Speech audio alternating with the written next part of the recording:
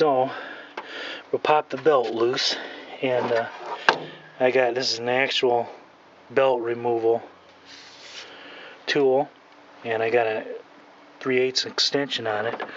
And just put it in find a hole in the tensioner, and I don't think I can do this and hold the camera at the same time, but we'll just set this down, and hope it'll stay.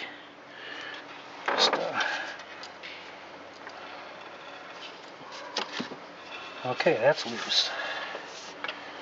Alright.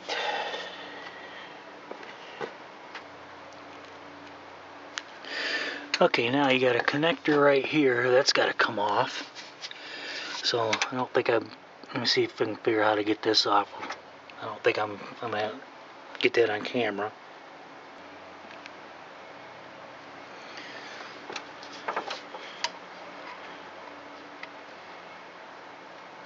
Okay, you just pry those little tabs off and that comes off. Okay, now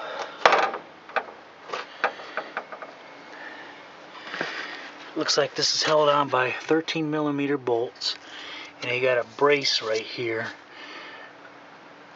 which I believe is a 10mm, so that's going to have to come off.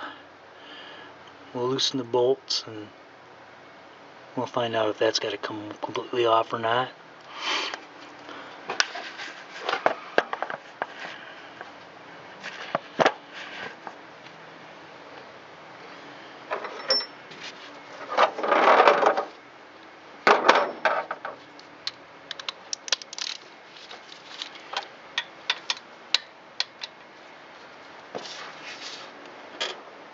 Oh yeah?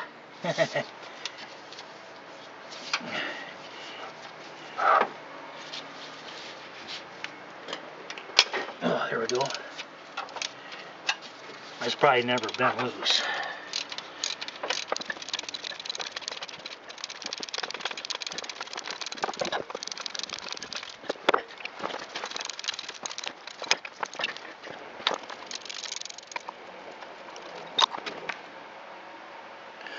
Okay, those two front bolts are out, and it turns out I'm also going to have to pull this oil filler tube out. I believe I got, is that a 10 or 13 there? No, I got the wrong socket. I got to get my 13.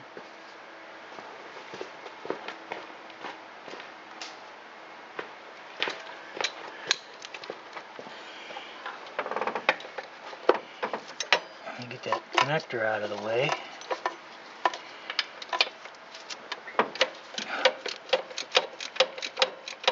Having to use a combination of both the deep well socket and the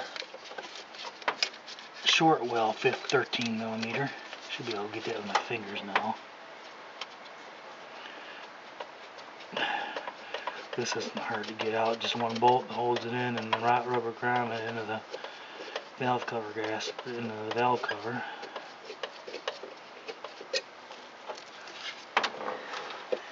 I'll have to go inside and pick that up.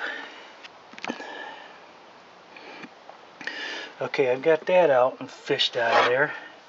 So then you got two more bolts at the back, and I'm wondering if I could have done this without taking the engine cover off inside. But I wanted to pull it off anyways.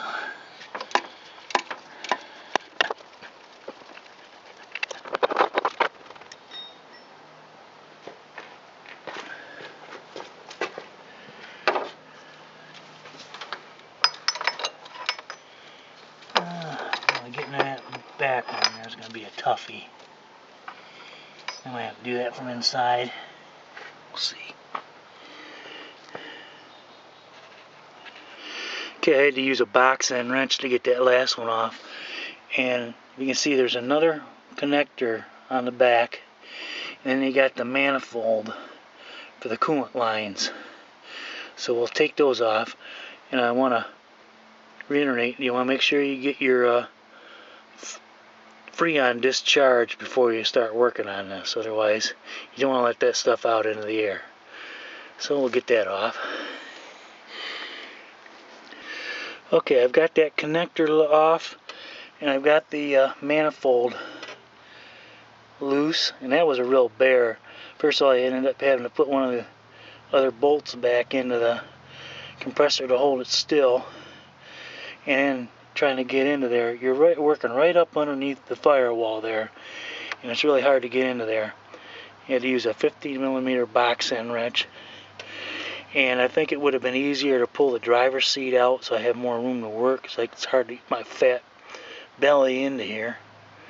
I think if I put a new compressor back in, I'll probably do that. Right now, there's no sense in pulling it out, so it should be ready to come out. Okay, this is the bypass pulley, and it certainly doesn't seem like this is worth 40 bucks. All you got is a little chunk of aluminum and a plastic pulley with a bolt holding it on. They come with the mounting bolts, so we'll start getting this put in.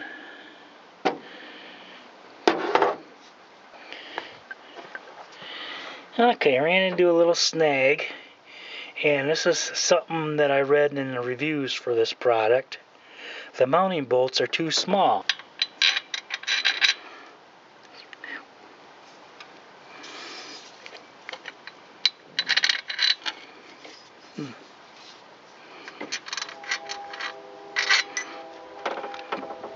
So, and looking through my dad's pile of junk, he's got plenty of bolts that'll work, so that bolt should work, and there's only 3 bolts to hold it in, so we'll get that in there. Okay, it's in. Now what I gotta do is put the belt on and make sure everything lines up. It came with spacers here to line it up, so I'll have to check that out first before I go too far. Okay, it does appear I'm going to have to use that spacer. So, and these bypass pulleys are used in, they're also used on the V8s, also on the 350s. The 4.3 is basically the same thing as a 350 with just 2 cylinders cut off. So I think what we got to do is pull this loose. Didn't come with any instructions or anything, so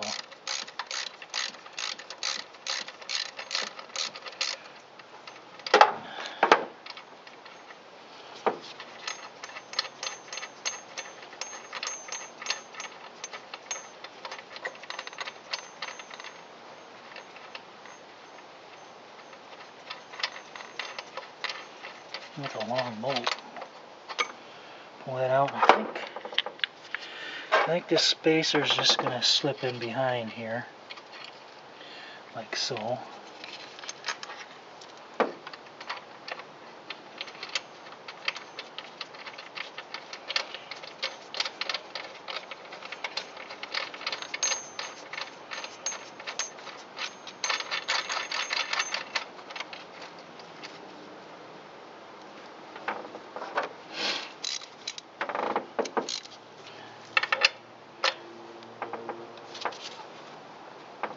That's good, tight. Okay.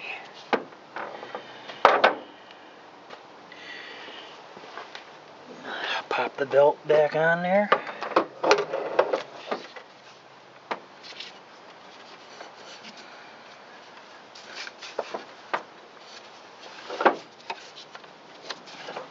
Sure it's routed around everything.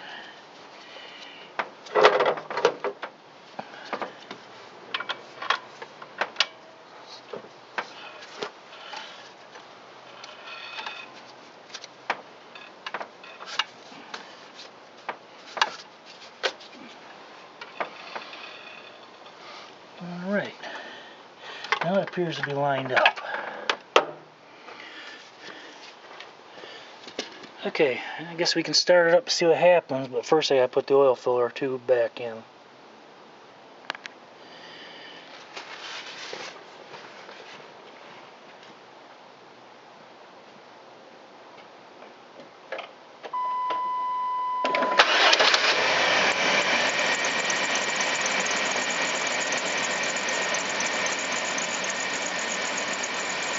Arrgh!